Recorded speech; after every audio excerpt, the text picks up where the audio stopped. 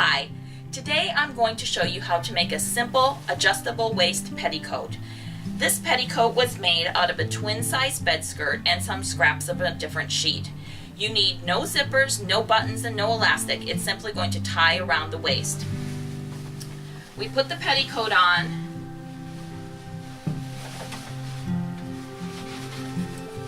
and take the back ties and tie them around, and you can see how far from the side of her waist this is. She's going to have quite a bit of overlap here, so this could adjust to fit somebody who's bigger.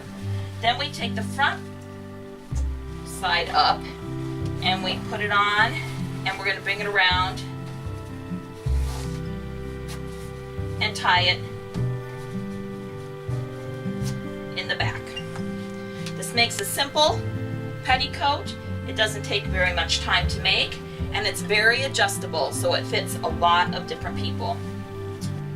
The thing I like about this style petticoat is that it's made with rectangles of fabric, and that way it makes it really easy to adjust the length.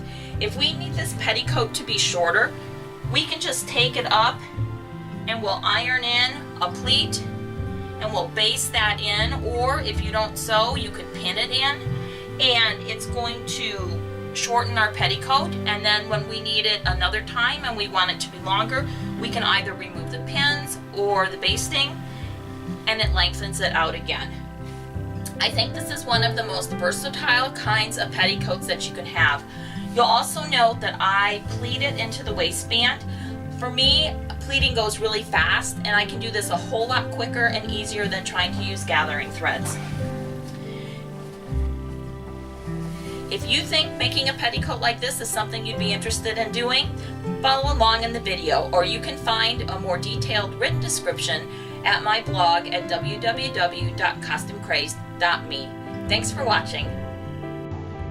Today, I am using a twin size bed skirt with a long eyelet ruffle and some scraps of sheet. Don't forget, the bigger the bed skirt, the fuller your petticoat. I am not going to use the end of the bed skirt, so I'm cutting that off. I'll save this eyelet for a different purpose.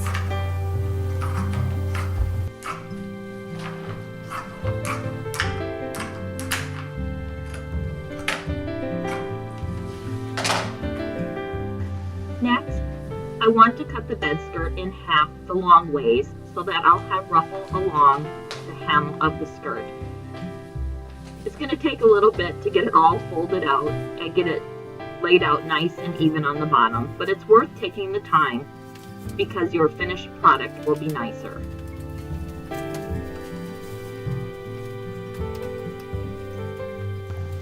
Once you have it all laid out, you'll want to cut along that fold. I'm using a pinking shears, which will help decrease fraying. I started with a small bed skirt, so I'm going to have to add some strips to make it long enough. I'm going to measure the length of my pieces so that I know how long to make my strips, and then I'm also going to measure the width. I'll take my desired skirt length minus the width of the strip and figure out how much I need to add to the top. To figure out the length of your waist strips, measure your waist and divide that in half. Then add the overlap that you want on each side plus a seam allowance and cut those out. I am going to tear my pieces today. I have a woven fabric, so I can tear it along the straight of grain. This won't work for knits, and it won't work for all woven fabrics, but when it does work, it can make your job go much quicker. I am tearing out the strips for the top of my skirt, and then I'm doing the waistband pieces, and then I'm going to do the ties.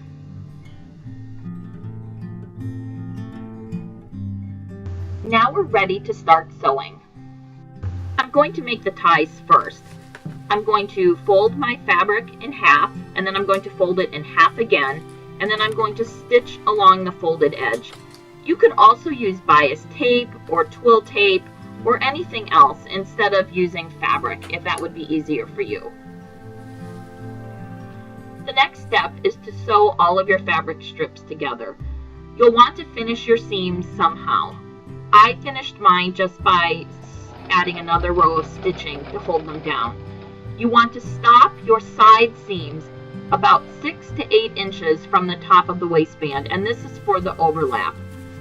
For this particular project, I'm going to fold the raw edges under and then fold them under again and then stitch along that line. You could also use bias tape. You could just put some zigzag stitching along this. You could serge it if you have a serger. However you want to finish those raw edges on the top of your side seams. Next, we're going to attach the skirt to the waistband. You want to begin by dividing your waistband and your skirts into quarters. This doesn't have to be perfect. It's just to give us marks to line them up so that they'll be reasonably even. I'm using a heat-sensitive pen so that these marks will just disappear when I iron. There I marked it in half, and now I'm going to fold it, and I'm going to mark it in quarters. If you want to gather your skirt onto your waistband, this would be the time to add gathering threads. I'm going to pleat mine, so I don't need to do that. Here's my waistband marked in half and then marked in quarters, leaving the seam allowance open.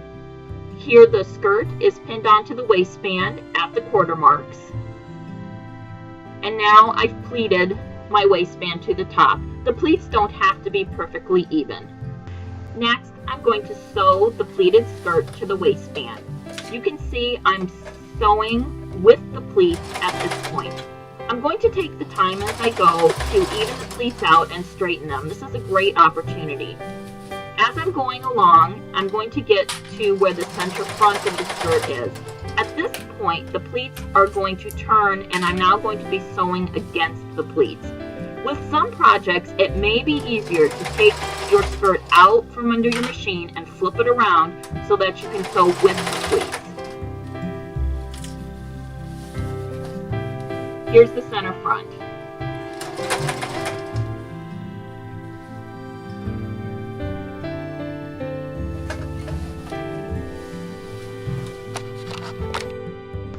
This is where the waistband has been attached to the skirt and it's flipped up. This will be the front. I am going to do a double fold on my waistband, so I'm going to iron it to begin with, and then I am going to start by ironing the seam allowances along the sides to the inside. This is going to give me a nice finished edge when I flip my waistband over. Here I am ironing the seam allowances in. Now I'm going to fold the waistband over and then fold it again. I do this so that I don't need to use an extra piece of interfacing. You can also just fold it up and leave a raw edge on the inside. Here you can see I have it pinned, ready for sewing. I am going to insert the ties at the same time I sew down the waistband. I'll stitch back and forth a few times to reinforce it. Take the time now to make sure the back of your waistband will be caught when you top stitch the front. It will save you time and you won't have to go back and fix it later. Repeat this process on the other side and you're done. Here is the back tied around to the front, and then we tie the front around to the back. Here's the back view, and then we'll look at the front. And then we'll admire our nice eyelet edge that caused us no extra work because it was part of the bed skirt.